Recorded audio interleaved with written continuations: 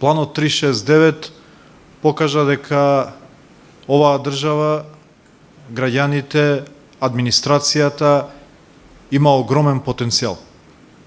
Меѓутоа, и тој потенцијал, доколку се стави во правилна рамка, како што беше Планот 369 и во јасен, храбар лидершип, кој што јасно знае што треба да направи и каде треба да оди, тогаш може да се постигнат чуда. И сметам дека навистина постигнавме чуда од земја која што до пред една година беше на работна амбис да станеме светлата приказна на регионот. Позитивниот наратив кој што се зборува во главните градови во целиот свет. Меѓутоа, тука не е завршена целата работа.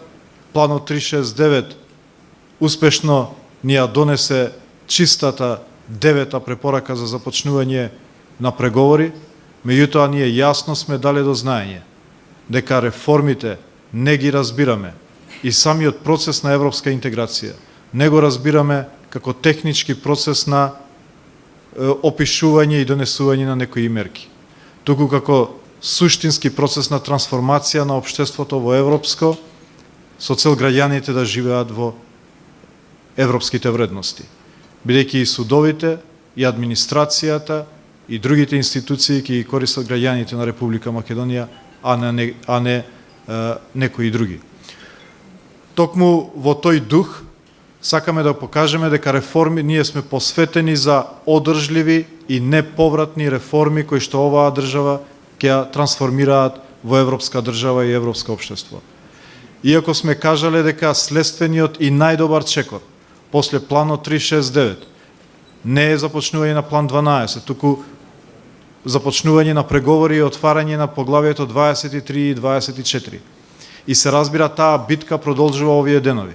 Овој месец е најважниот кој што ќе ја одреди судбината на државата во овој правец. Вчера и завчера и денес во Брисел се драфтираат заклучоците, предлог заклучоците кои што треба да се донесат на јунскиот самит на Европската Унија. Затоа бевме таму за да покажеме дека нашиот адут како држава не се само затварањето на политичките теми и политичките спорови, туку напротив суштинската реформа на системот која што продолжува континуирано, независно кои ќе бидат проценките.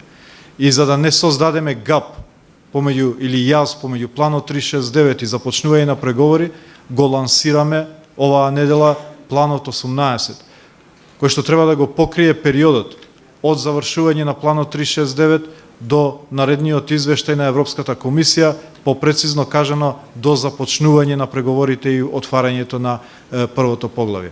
Меѓутоа, тоа не значи дека периодот од 17 април до сега ние не работевме. Токму во овој период се покажа најголемата динамика на реформи, што укажува дека нашиот процес на реформи не е поврзан со формалниот процес на оценки и мисии на Европската комисија, туку на потребите на граѓаните за трансформација на општеството. И токму во овој период се направени голем дел од реформите и во судството, и во безбедносните служби и во администрација. Но сега го почнуваме Планот 18, се уште во драфт форма. Денеска го презентираме на невладините организации кои што имаа прилика да го добијат пред неколку дена, за да можеме денеска да го слушнеме нивниот одговор.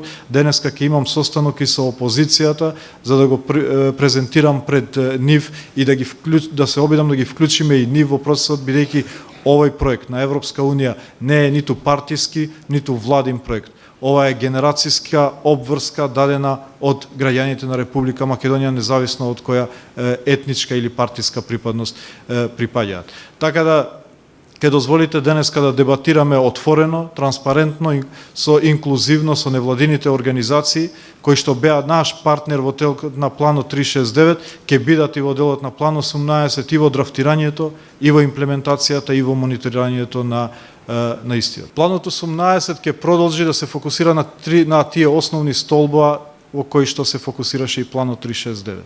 А тоа е правосудството, кој што ќе биде еден од доминантните сектори, правосудство, борба против организиран криминал и корупција, тоа ќе биде првиот столб, потоа јавната администрација, се разбира безбедносните служби, меѓутоа и улогата на медиумите, слободата на говор, улогата на цивилното општество, борбата против нелегалната миграција, значи тоа се сите столбови, меѓутоа продлабочување и продолжување.